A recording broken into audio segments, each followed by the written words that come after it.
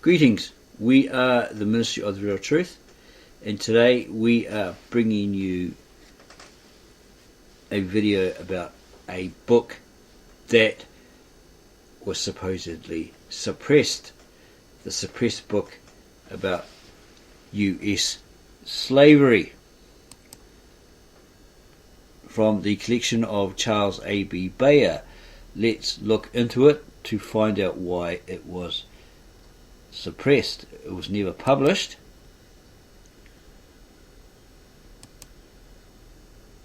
Until 1864.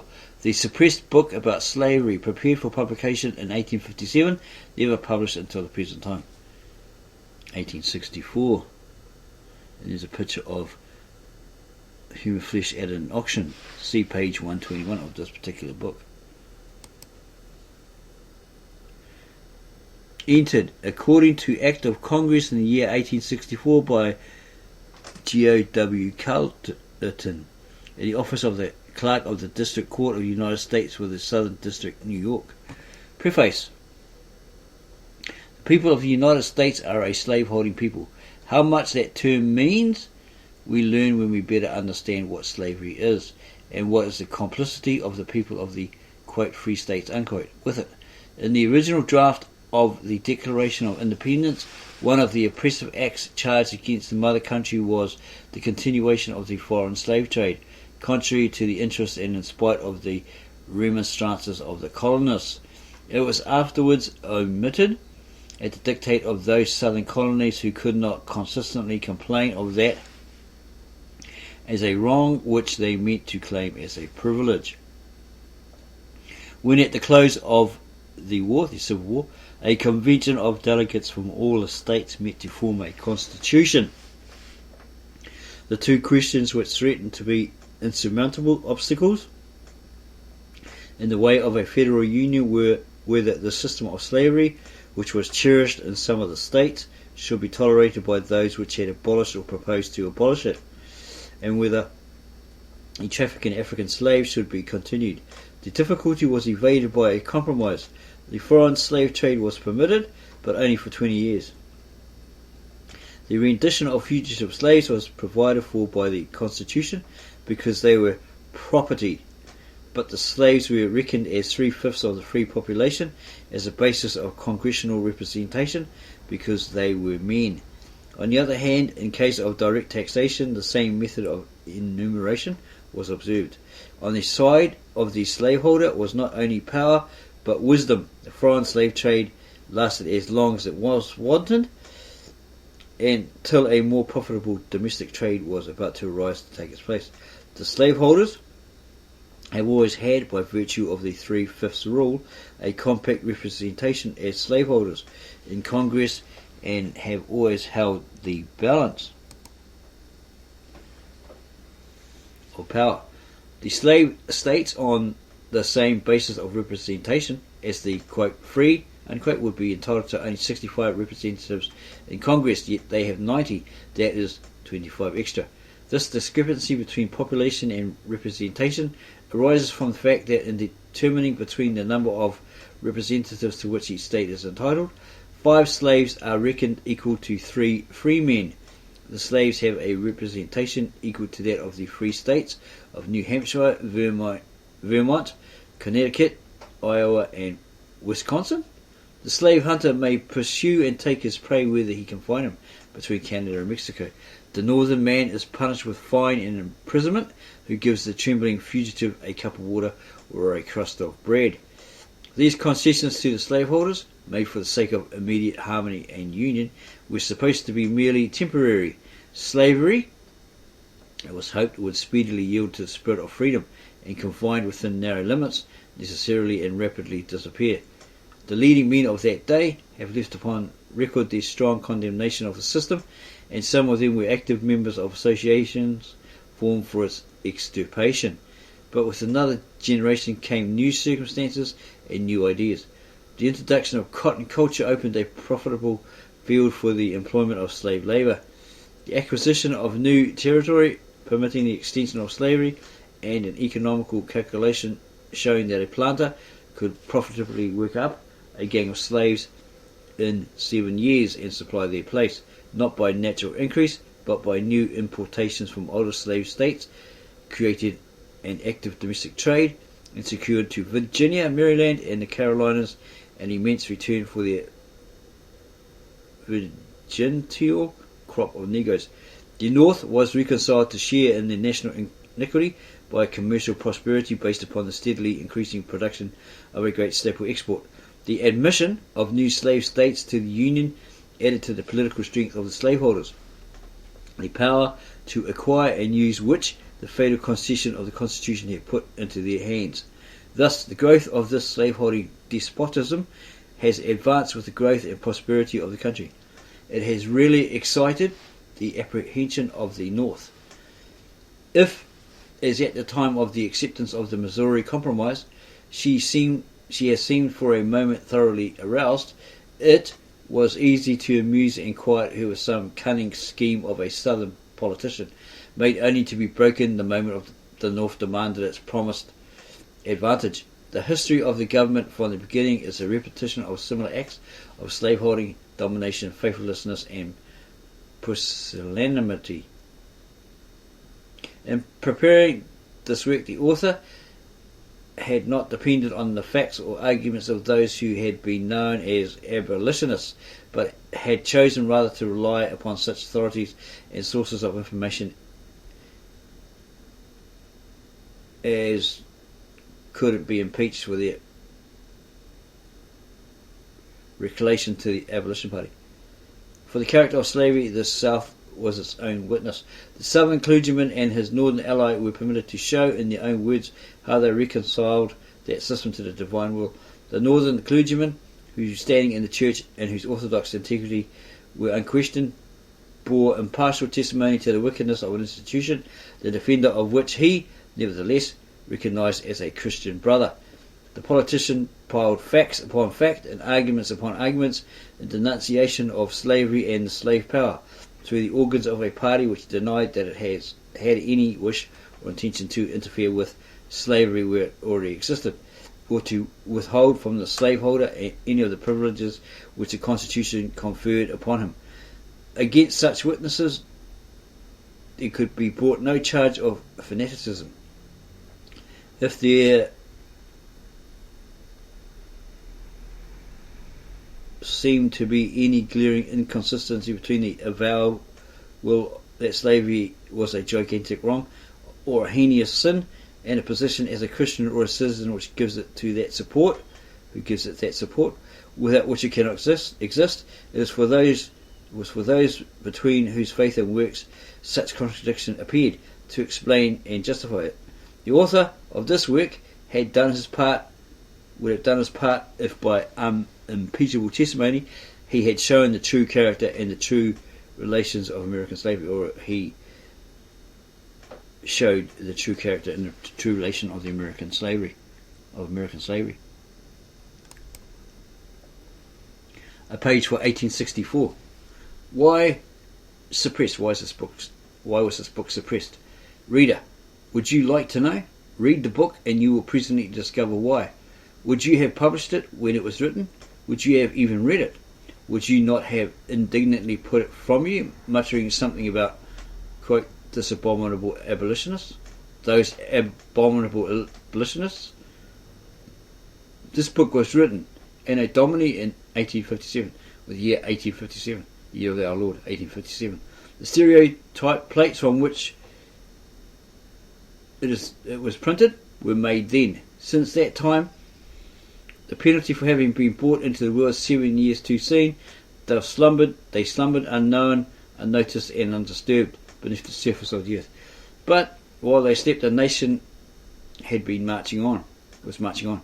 Awake to its danger, it sprung from its former lethargy, is it? Yeah. And wondered at its long-continued apathy to its true interests. And they were not what they were 7 years before. They dared to read things at which they then would have looked at with suspicion. They no longer trembled at the thought of what the slave power would do to them, were it to catch them doing anything contrary to its bidding. They opened their mouths to shout aloud what is right instead of being almost afraid to whisper it. They could print, publish, read, speak, and listen to exactly what they pleased. In a state, in that time, in that now, they brought to the light of day the book which disclosed the hideous skeleton of the institution which they had fondled and petted till it was almost the death of them, become the death of them. It revealed the dark deeds of slavery and was open to view its hideous purposes, its revolutionary premeditations. It was no hackneyed hash of the worn out things which, for a generation, that generation had been said about slavery. It was fresh, vivid, sparkling, cutting to the very quick. Its pictures were true to the life. Its almost prophetic utterances were borne out by the light of the terrible deeds of the past 3 years before. Now you can read it. You can read it now, this particular book. You will not have to conceal it at that time, they wouldn't have to conceal it in their drawer or furtively slip it into their wastepaper basket or under the table cover to hide it, right? If they were interrupted while absorbed in the thrilling interest of its pages, and they could hold it open before their neighbour if he wanted to read it. The nation wanted to see it at that particular time. The nation, they feel, wanted to see it. The world needed to know the truths contained in it. So the world today needs to know the truths that were contained in it. So let us now let the world read it. Okay, let the world know about it. There's a contents page. And all these topics here within it.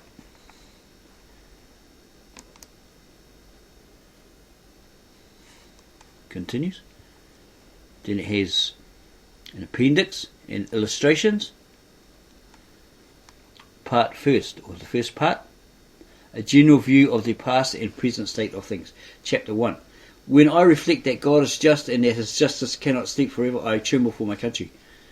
That'll be Thomas Jefferson. There is no power out of the churches that could sustain slavery an hour if it were not sustained in them. Barnes. Under the whole heavens there is not to be found a people pursued with a more relentless prejudice and persecution than are the, quote, coloured, unquote, children of the United States of North America. Those who imbibe this prejudice, or who imbibe that prejudice against colour, a practical denial of the unity of the human races as taught in the Bible, became infidels without suspecting it. Those who opposed it and opposed slavery were driven into the infidelity that rejects the Bible by hearing the Bible appealed to in defence of them. The slavers, I guess. In the New Testament we are told that God hath made of one blood all nations of men. Acts 17:17. And that he is no respecter of persons. Acts 10:34. Ephesians 6:9. In Christ, says St. Paul, all are one. There is neither Jew nor Greek, there is neither bond nor free. So in other words, there's no slave, there's none free. And Christ has laid down as a foundation of all true religion and as the rule of our conduct toward him and his children, that we love the Lord our God with all our heart and with all our soul and with all our mind, and our neighbour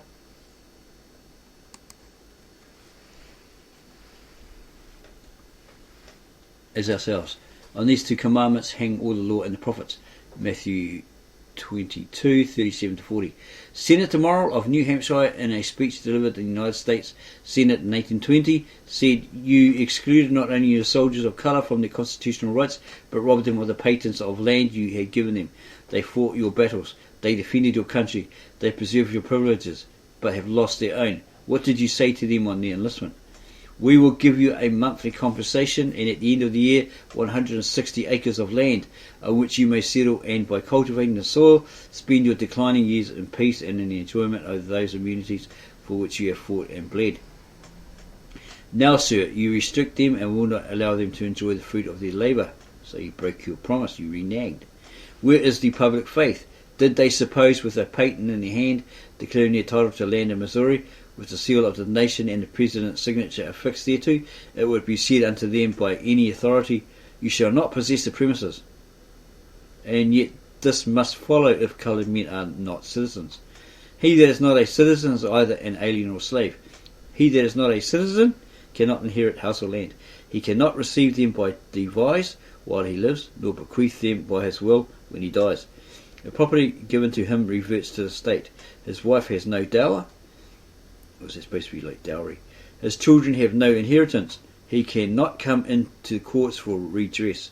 He can neither sue to recover rights nor to obtain debts. He can hold no trust and exercise no guardianship. He can be hanged or sent to jail, but he cannot sit in the jury box. He cannot be naturalised unless he is white, cannot acquire rights by staying in the country, nor can he have a passport to go to any other.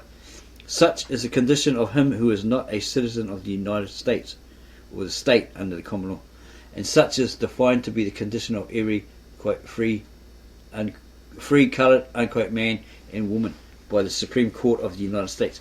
That Supreme Court which strains every nerve to catch a single slave, but does not scruple a moment to disfranchise 750,000 free men. At the time of the Declaration of Independence, there were but two states, South Carolina and Virginia, in which, quote, free coloured men, unquote, were excluded from citizenship. In all the other states, no distinction was made as to the right of suffrage on the ground of, quote, colour, unquote.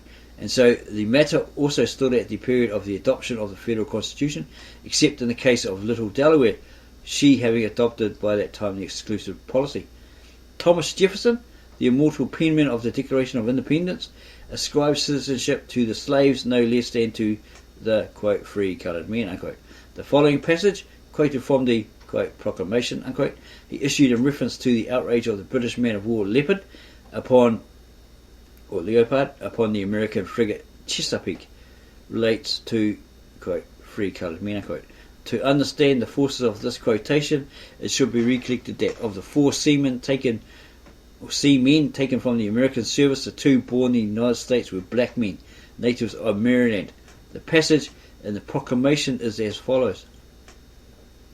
This enormity was not only without provocation or justifiable cause, but was committed with the avowed purpose of taking by force from a ship of war of the United States a part of her crew, and that no circumstance might be wanting to mark its character. It had been previously ascertained that the seamen demanded were native citizens of the United States.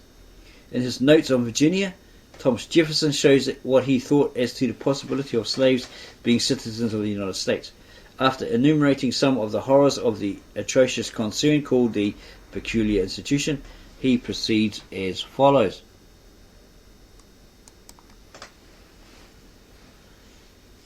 And with what execration should the statesman be loaded who, permitting one half of the citizens thus to trample on the rights of the other, transforms those into despots, and these into enemies, destroys the morals of the one, and the amor patris, or patri, was that like a love or patriotism?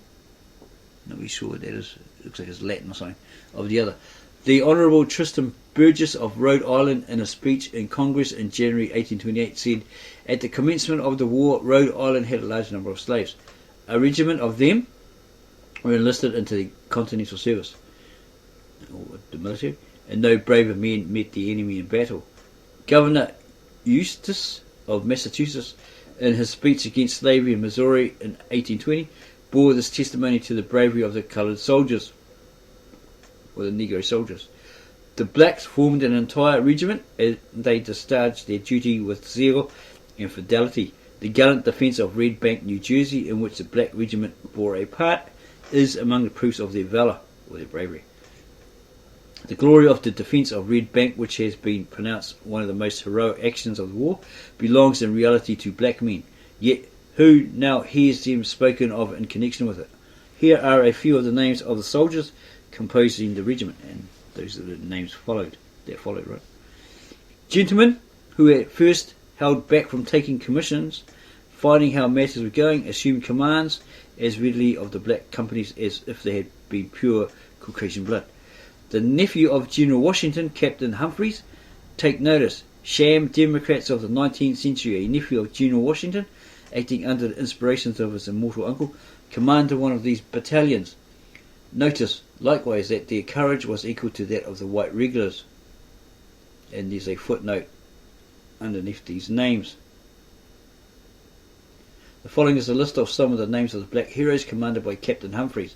They belonged to the 2nd Company of the 9th Regiment of the Connecticut Line of the Revolutionary Army, and they're so named. It would seem from the record that some black men could lead off in a fight on an emergency. A descendant of Ham, named Crispus Attucks, was advertised in the Boston Gazette of November 20, 1750 as a runaway. History does not inform us whether or not the patriarch who advertised him succeeded in catching him. Probably not. Crispus may have been smart enough to keep out of his way, but on the 5th of March 1770 the runaway proved that he was no coward. Captain Preston, with a body of British soldiers, undertook to repress symptoms of revolution, then manifest in a crowd of Bostonians at Dock Square and near the Custom House. The white folks hesitated a little, probably fearing to inaugurate hostilities with the mother country. Attucks, seeing the need of a leader, placed himself at the head of the crowd and urged them to drive the redcoats from the streets. He rushed forward shouting, "Come on, don't be afraid, we'll drive these redcoats out of Boston." 2 bullets pierced his breast and the black man fell, the first martyr in the struggle for the freedom of the United States of America. So the mother country was Britain, England. No monument marks the spot where the body of this courageous man lies, simply because he was black. An effort was recently made in the legislature at that time of Massachusetts to erect a monument to him, but it failed. Had his epidermis been of the sort commonly known as flesh colour, or skin, a magnificent and costly monument would have commemorated his brave deed. Who did sin, this man or his parents, that he was born with yellowish brown skin?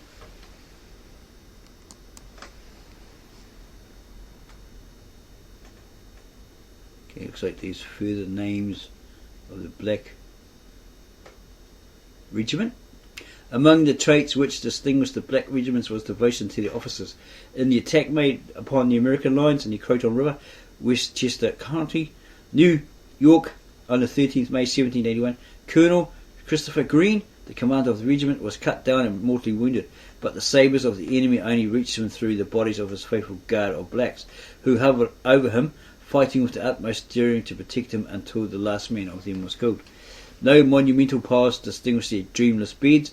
Not an inch on the page of history has been appropriated to their memory, so it's about time they should be honoured and remembered and honoured. Not long ago, while the excavations for the vaults of a great retail dry goods store north of the Park, New York, were going on, a large quantity of human bones were thrown up by the workmen.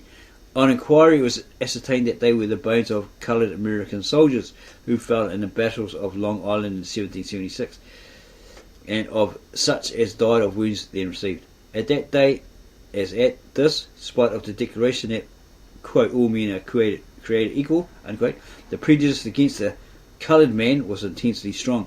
The black and the white had fought against the same enemy under the same banner, contending for the same object. This is when they're trying to drive out the English, the redcoats. But in the grave, they must be divided. On the battlefield, the blacks and the whites had mixed their bravery and their blood, but the ashes must not mingle in the bosom of their common mother, or in the land, right, with them. Okay, it states here, the white man, exclusive and haughty even in his burial, must have his place of rest proudly apart from the grave of his black brother, whom he had once enslaved.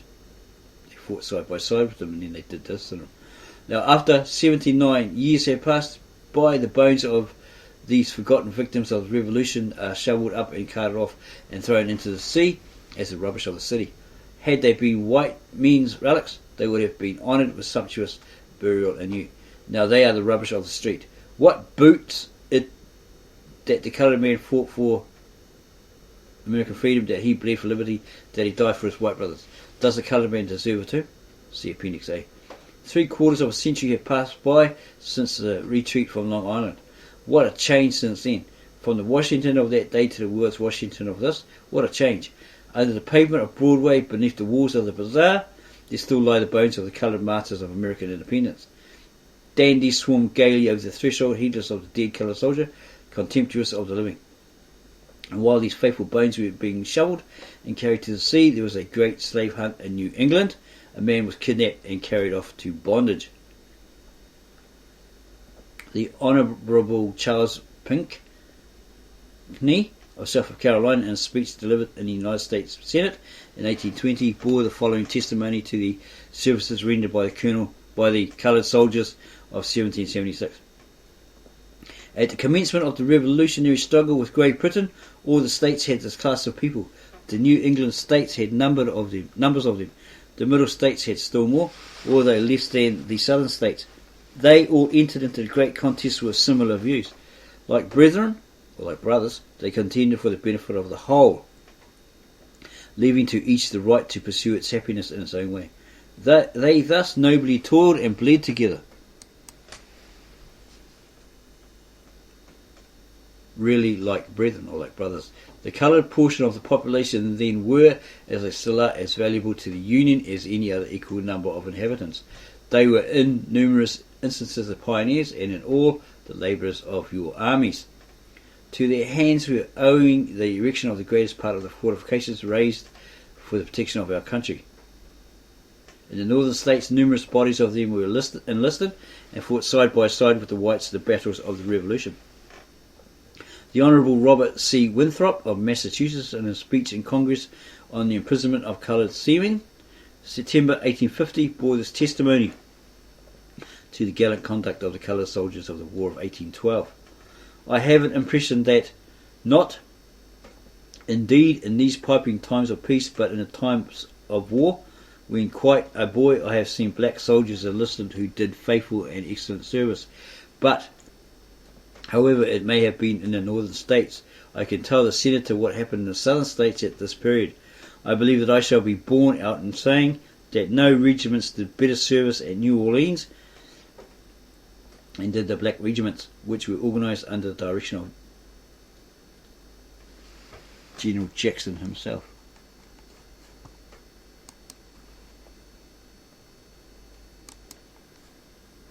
The Honourable Robert C. Winthrop of Massachusetts, in a speech in Congress on the imprisonment of coloured seamen, September 1850, bore this testimony to the gallant conduct of the coloured soldiers of the War of 1812. I have an impression that, not indeed in these piping times of peace, but in the time of the war, when quite a boy, I have seen black soldiers enlisted who did faithful and excellent service. But however it may have been in the northern states, I can tell the Senator what happened in the southern states at this period. I believe that I shall be borne out in saying that no regiments did better service at New Orleans than did the black regiments, which were organised under the direction of General Jackson himself. While the British force was approaching Louisiana, General Jackson learned that among its ranks were regiments of coloured men, and he wished to excite the sentiments of loyalty in the bosoms of the coloured people of that state, or the chest or breast of the coloured people of that state. The condition of affairs was such that not a man could be spared. The government at Washington had left New Orleans utterly without defence, and the general had to avail himself of all the means within his reach to get together a force strong enough to make resistance with something like a chance in his favour of success.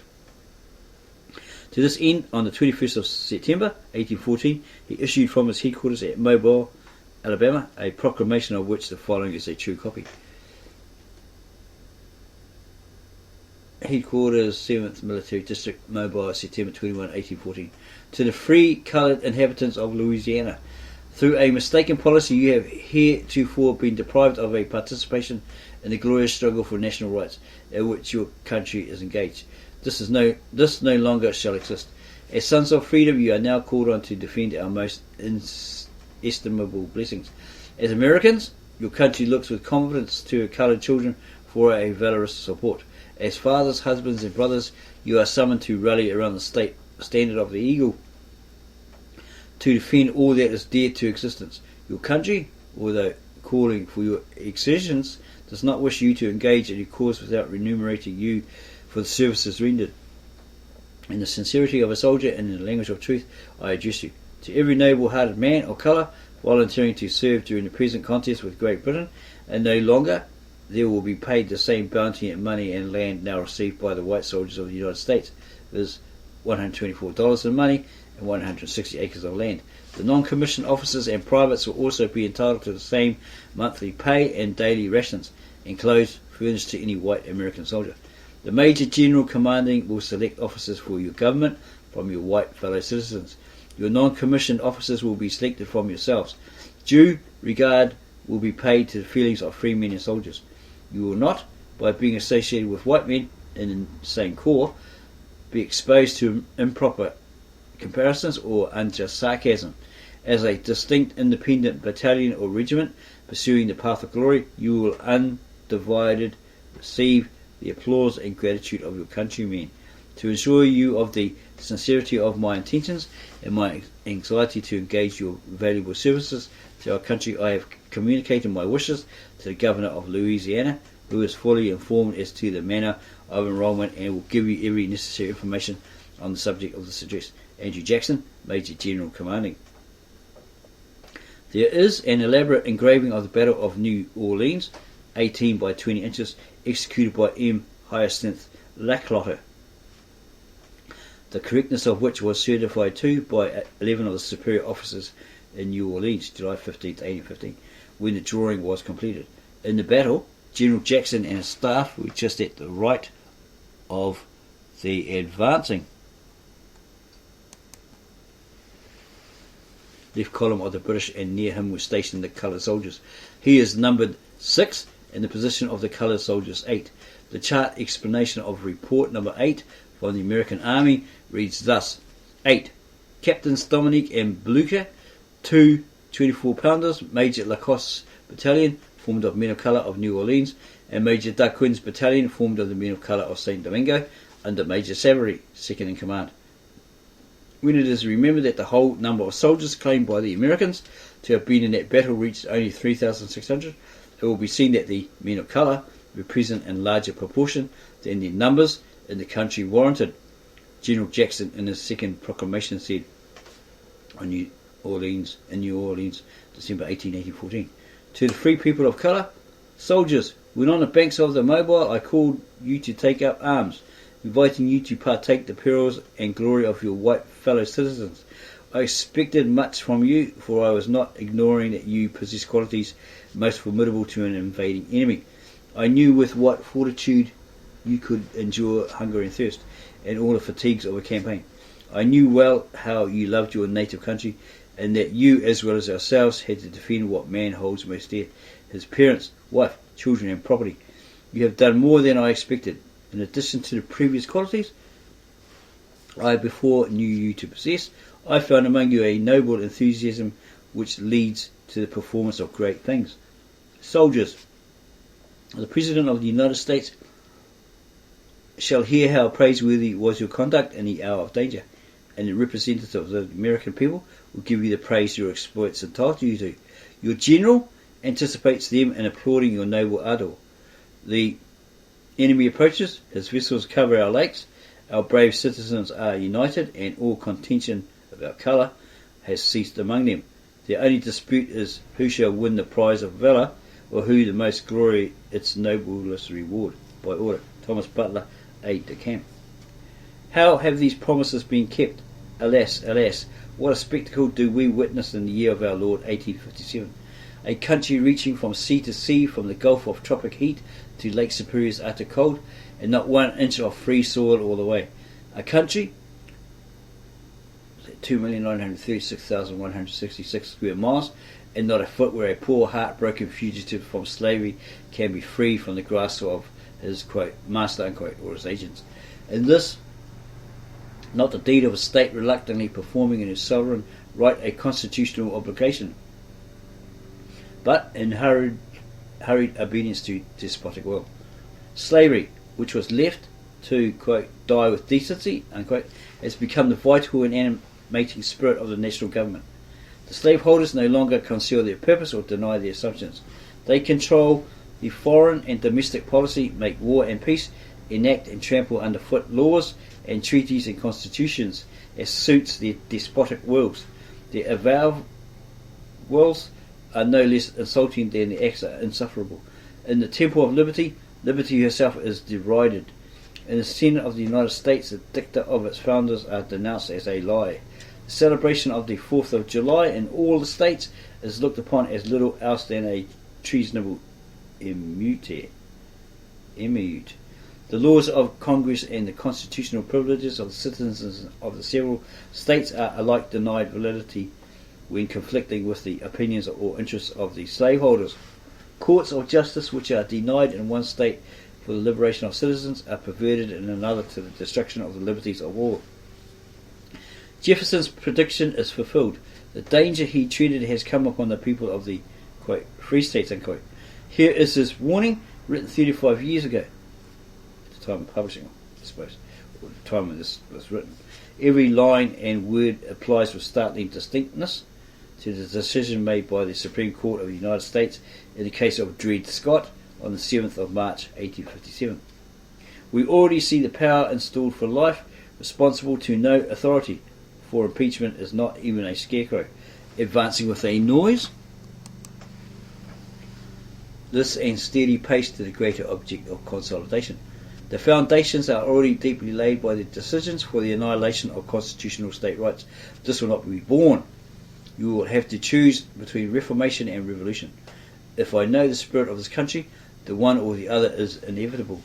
Contrary to all correct example, they go out of the question before them to throw an anchor ahead and grapple further hold for further advances of power. They are, then, in fact, the core of sappers and miners, steadily working to undermine the independent rights of the states. Nothing in the Constitution has given them a right to decide for the executive more than for the executive to decide for them. The opinion which gives to the judges the right to decide what laws are constitutional and what not, or what are not only for themselves in their own sphere of action, but for the legislature and executive also in their spheres, would make the judiciary a despotic branch. If this opinion be sound, then indeed is our Constitution a complete felo de se. For intending to establish three departments coordinate and independent, that they might check and counterbalance one another, it has given, according to this opinion, to one of them alone the right to prescribe rules for the government of the others, and to that one which is unelected by and independent of the nation. Such is a portrait of Chief Justice Taney and his slave-holding associates, drawn by the pen that wrote the Declaration of Independence. Acknowledging no control either by Congress, the executive, or even the people, this court issues edicts to each and directs or forbids the action of all. Never did man speak more truly than did Daniel Webster when he declared, "There is no north, for there is none. The south goes clear up to the Canada line."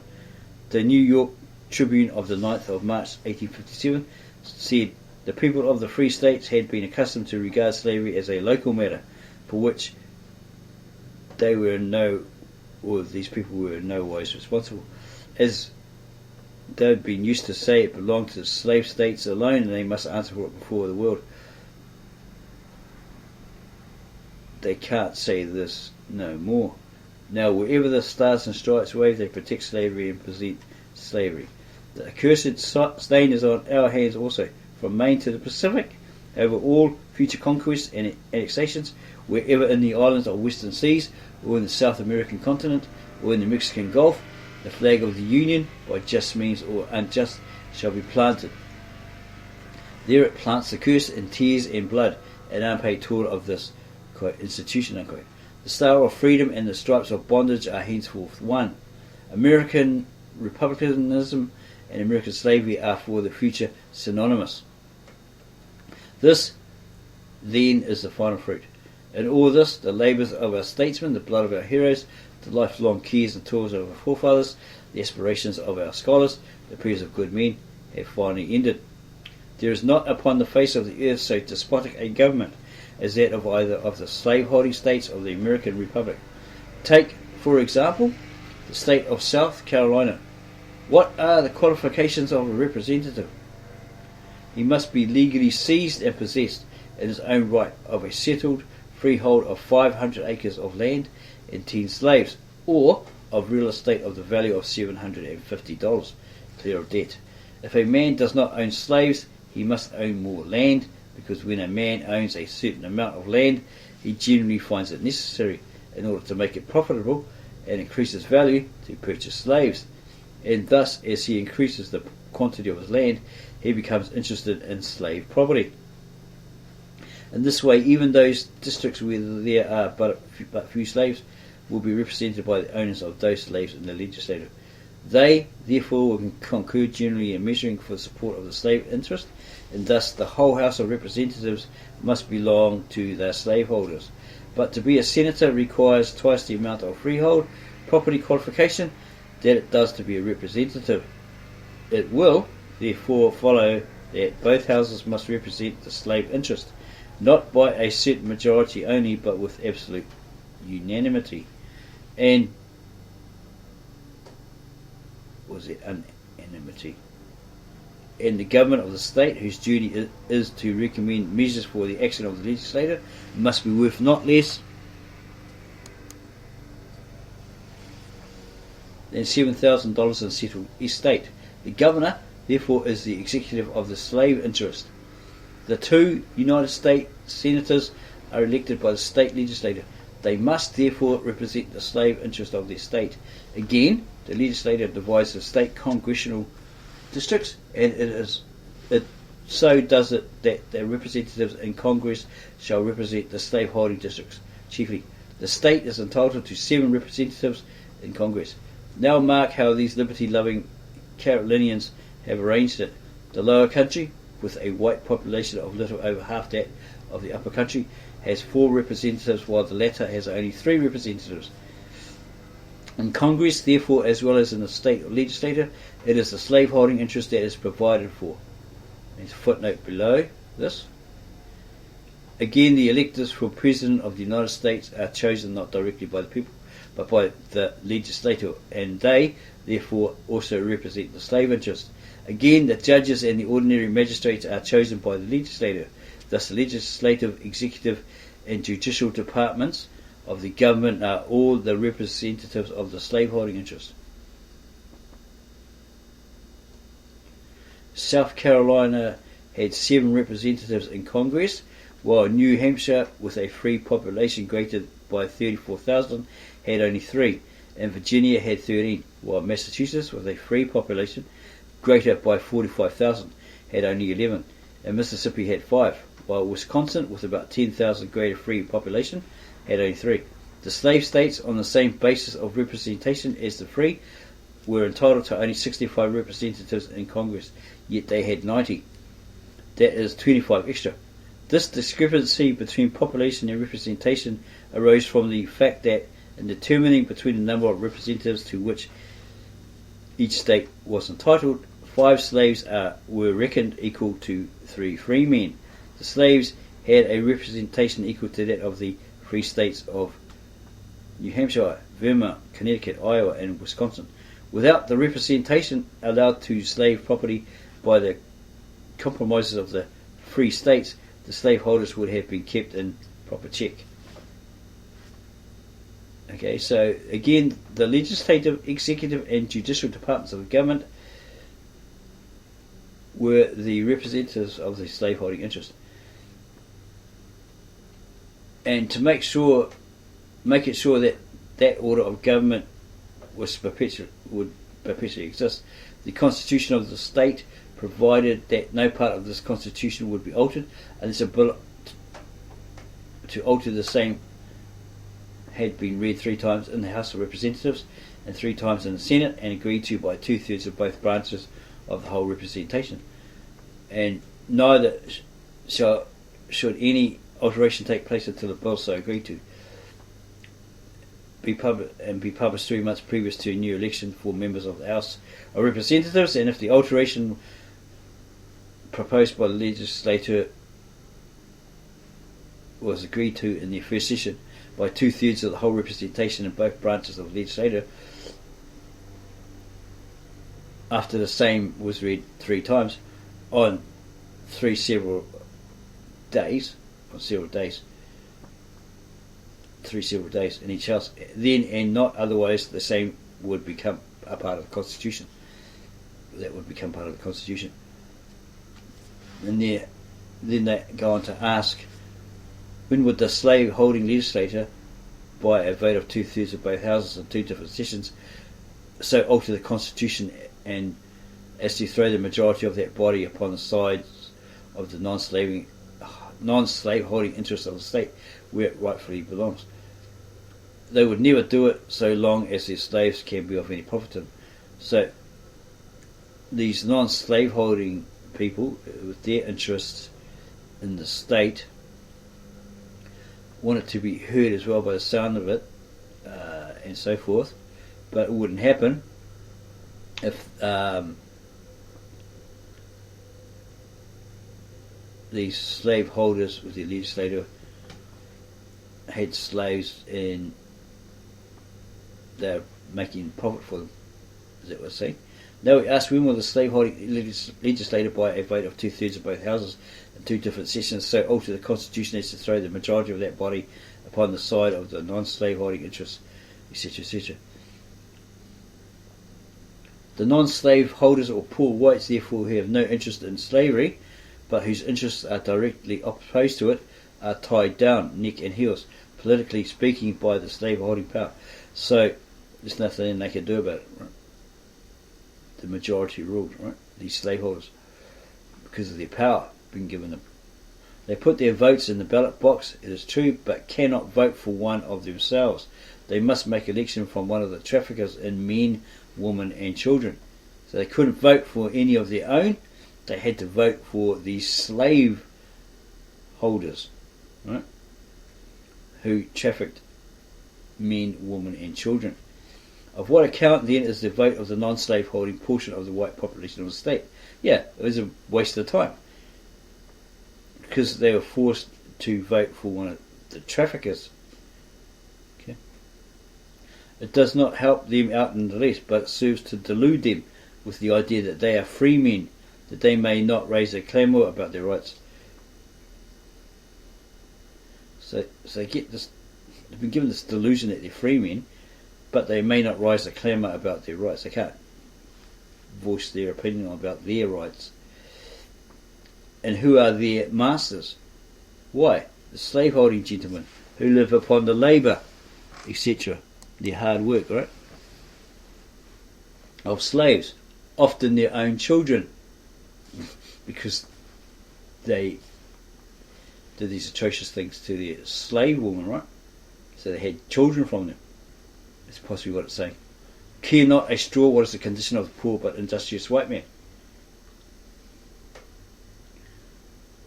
nor what becomes of him or his family. If they can get some of them for their overseers, these they will take interest in, according to their skill in managing and driving their coloured brethren. The poor whites have no social equality, no political force, no moral influence. These non-slaveholder interested party, right? Steeped in ignorance and poverty, the slaveholders neither respect their opinions nor fear their power. These slaveholders didn't give a damn about what they had to say, right? The ostensible representatives of the people, in obedience to their masters, have not only reduced their labouring masses to servitude, but added insult to injury by openly avowing that slavery is the rightful state of the labourer everywhere, white or black, or you can have white or black slaves. Okay, you allowed slaves by the looks of it. The 32,000 slaveholders in the state not only have despotic power over their 384,988 slaves, but entire political power over 242,567 white native born freemen, who cannot by any constitutional means redress themselves when pressed by legislative authority. So, it sounds like these ones who are non-slave holders are like slaves as well, in that sense. In a sense. Okay. So constitutional means redress themselves when oppressed by legislative authority, who are so completely kept under the iron hoof that they cannot even have the question of their proper rights brought into discussion in the only body that can constitutionally affect a change in the government. So they have no say. They're not allowed to say. Okay?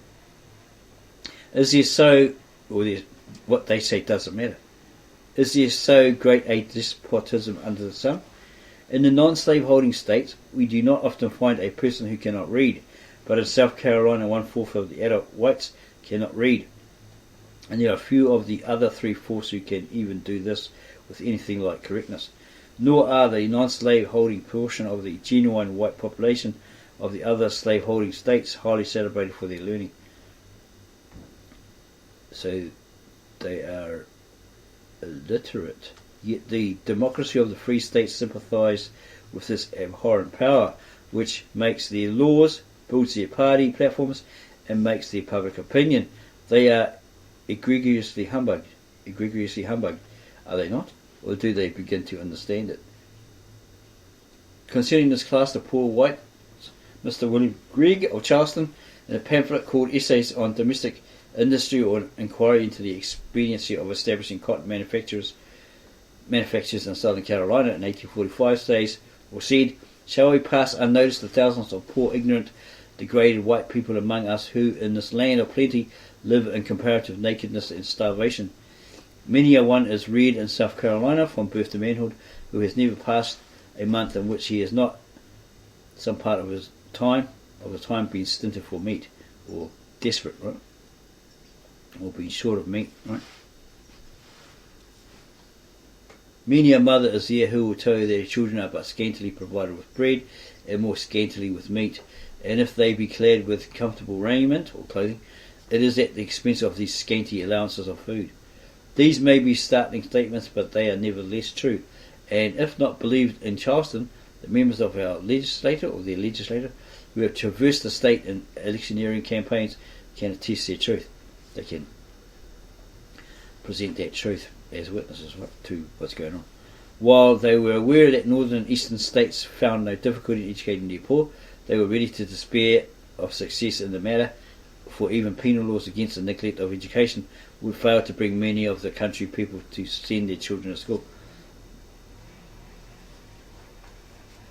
And this person states that had long been under the impression that every day's experience had strengthened his convictions that the evils exist in the wholly neglected condition of this class of persons. Any man who is an observer of things could hardly pass through a country without being struck by the fact that all the capital, enterprise and intelligence is employed in directing slave labour. And it's all in the hands of the slave traders, right? The slave owners. And the consequence was that the poor white people were wholly neglected and suffered while away and existed in a state but one step in advance of the Indian of the forest. So they're one step probably better off than the Indian. Maybe that's what it's saying. It is an evil of vast magnitude. It's a great evil, right? And nothing but a change in public sentiment will effect its cure. These people must be brought into daily contact with the rich and intelligent. They must be stimulated to mental action and taught to appreciate education and the comforts of civilized life. And this, we believe, may be effected only by the introduction of manufacturers. This person's experience at Graniteville satisfied him that unless the poor people can be brought together in villages and some means of employment afforded them, it will be an utterly hopeless effort to undertake to educate them. They collected at Graniteville about 800 people, and as likely looking a set of country girls as may be found, industrious and orderly people, but deplorably ignorant, 3/4 of the adults not being able to read.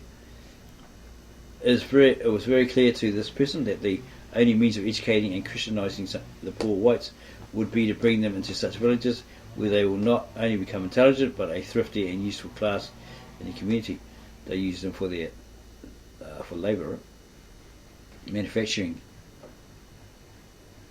Governor Hammond, in an address before the Southern Carolina Institute in 1850, described these poor whites or non-slaveholders as follows: they obtain a precarious subsistence by occasional jobs, by hunting, by fishing, by plundering fields or folds, and too often by what is in its effect far worse, trading with slaves and seducing them to plunder for their benefit.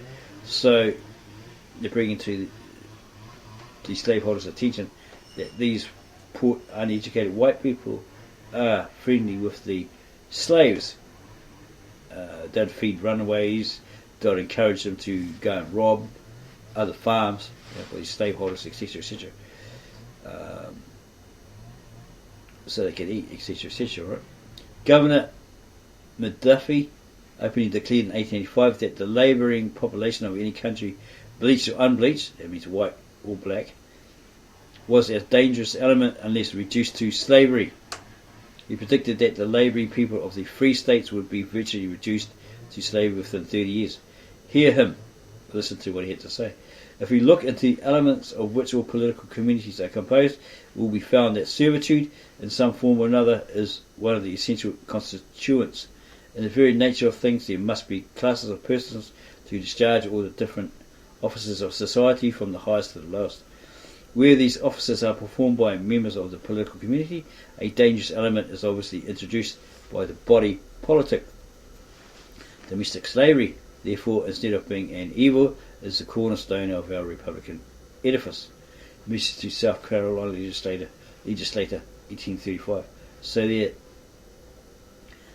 they're saying, no, slavery's not an evil. It's a useful tool that we can put upon certain peoples.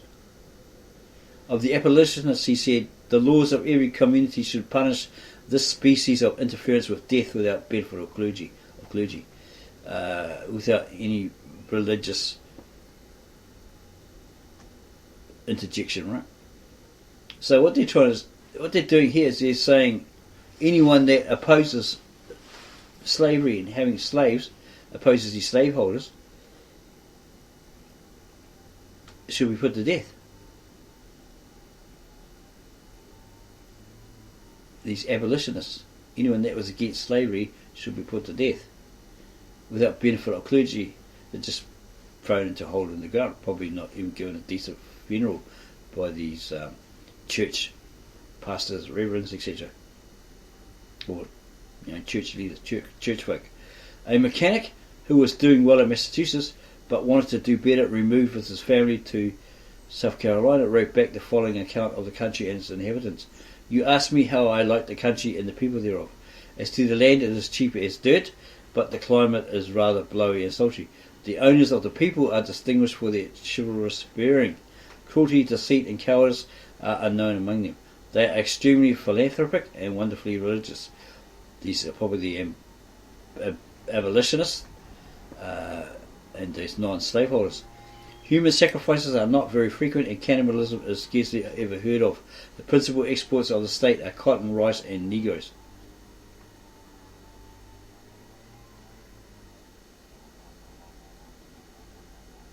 A man on Long Island, New York, a carpenter who as a master workman had become successful by industry, honesty, and intelligence in the pursuit of his business, and learning that there was a great demand for his work in the land of gentle gales, and thinking he might more rapidly acquire a competency, there closed up his business and went south for that purpose. He had hardly got into his shop when a man sent for him to make a contract with him for repairing and in effect rebuilding some part of his establishment. He desired him to make a computation of the cost, or add up the cost to him, and to let him know the lowest price at which he would undertake the business. The bill somewhat exceeded his expectations. He reflected a while, and at length told the man that on the whole he concluded not to engage him. Didn't want to bother with him, right? Didn't want anything to do with him. The work would take 2 or 3 months, and he thought he could do better to buy a carpenter and sell him again in the spring.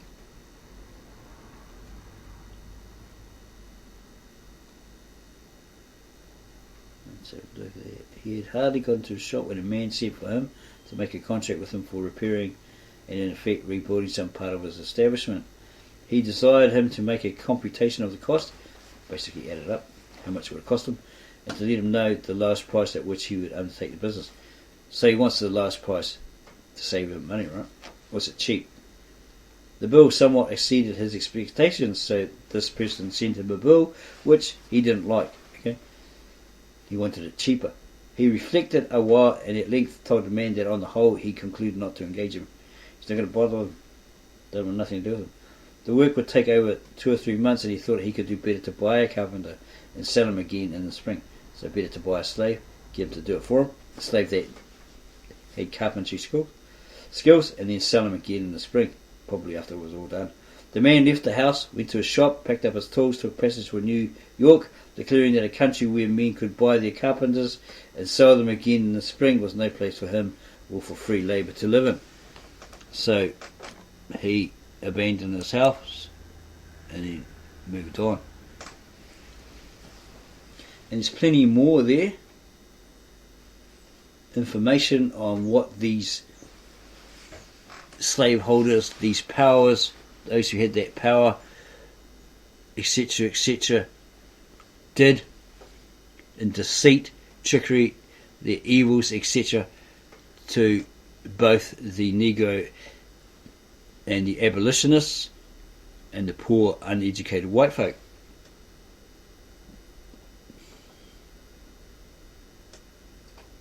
The people of Virginia certainly are a people blessed above all other people. They might have wealth, they might have manufactures, they might have commerce, but they do not want a society that would bring along with it.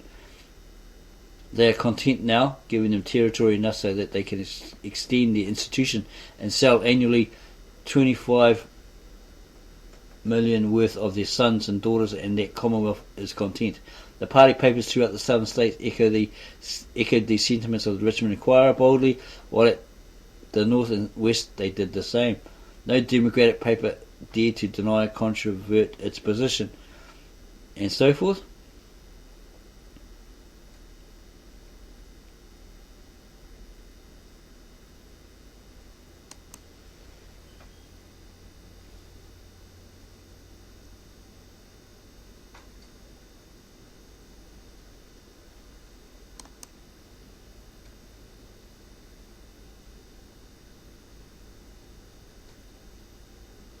What's this?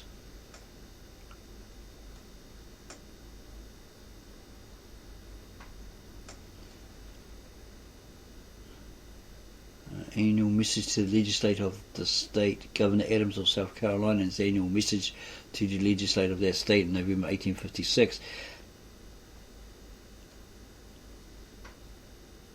At the same time, in the same city of Philadelphia, a cotton-ridden church was trying to get rid of its minister, a faithful servant of God, for having dared to speak from his pulpit plain words in reference to the giant power to which the nation and the church had sold themselves, i.e. slavery. It was having slaves. It was necessary in order to save the Union that this minister should not rebuke certain Christians in his congregation. So he's pointing the finger at them, right? Saying, you're evil, look what you're doing, it's not of God, who were in receipt of large incomes from the unrequited toil of the coloured brethren on their plantations in the south, whom they claim to own. So they'll be going to church, praising God, worshiping God, all that sort of stuff, but have these Negroes as slaves and treat them cruelly and all that sort of stuff. The slave power in the church succeeded in accomplishing its purposes. These people in the church that were slaves. It almost killed the church, however, in the struggle. The valiant soldier of the cross is now doing duty only a few blocks off, preaching to a congregation who are willing to listen to an undiluted gospel. So yeah, they got him out of there and nearly destroyed that church, the church, and he was off somewhere else preaching to people who were true believers in the Christ, in God, etc., practicing the real Christianity, right?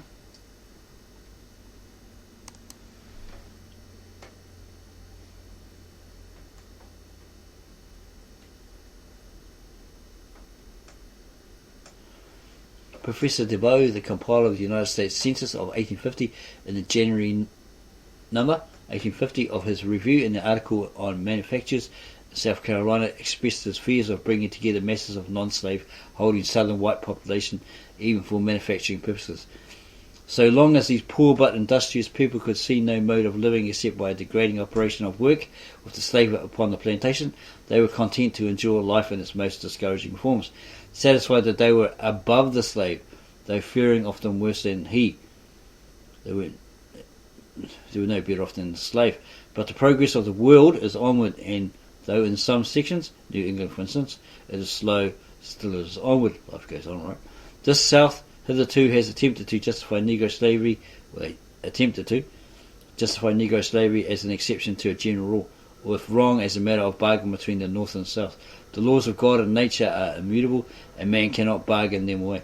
While it is far more obvious that the Negroes should be slaves than whites, for they are only fit to labour, not to direct, yet the principle of slavery is itself right and does not depend on differences of completion.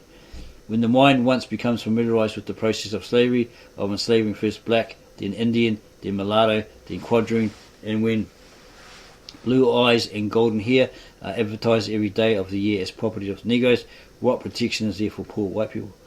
We boast, said General John Eaton of Washington, D.C., of liberty and national justice, how frequently he had seen in southern states of the country weeping mothers leading guiltless infants to the sales with as deep anguish as if they had led them to the slaughterhouse. And when he saw these enormities practised upon beings whose complexion and blood claimed kindred with his own, he cursed the perpetrators and wept over the wretched victims of their rapacity. A walk on the street in Washington was one of the best and most touching commentaries on the character of the peculiar institution. A man's eyes are only needed to carry to his mind the conviction of the whites themselves. A man's eyes are only needed to carry to his mind the conviction of the servitude it entails upon the descendants of the whites themselves. Along with the black, side by side, stand the mulatto, the quadroon, the 10th part, the 20th part, the 13th part black, absolutely undistinguishable from the white, all chained alike to the same inexorable and soul-breaking sorrows of slavery. It results from this that there is a class of slaves in all respects equal, and in many cases superior, to the master or mistress who owns or controls them. And chapter 11 continues these quotes on different people.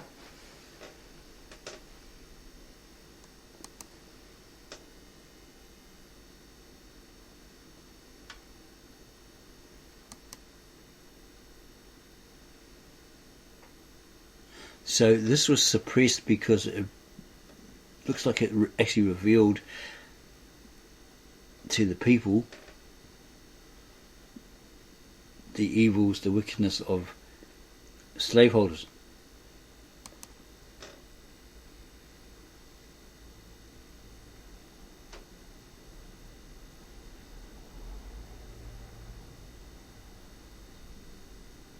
And here's probably some notices that were pinned up by these slave owners about their runaways, Negro runaways, and what they look like.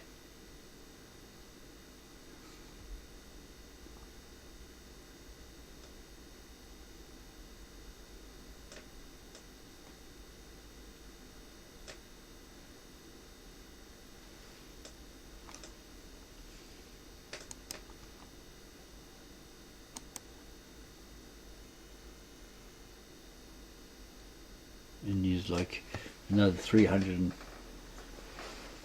or so pages of this information of what was going down, the evil wickedness of these slave owners, these slaveholders, and their legislator and their masters, the powers above them, the powers that made it like that.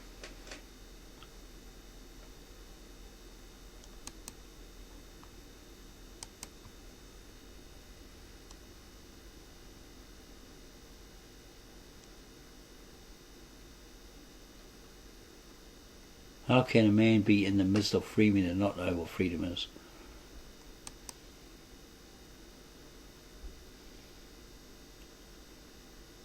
The Honourable Thomas Marshall, another slaveholder, bore this testimony: slavery is ruinous to the whites. It retards improvement, roots out an industrious population, banishes the year and manual of the country, deprives the spinner, the weaver, the smith, the shoemaker, the carpenter of employment and support.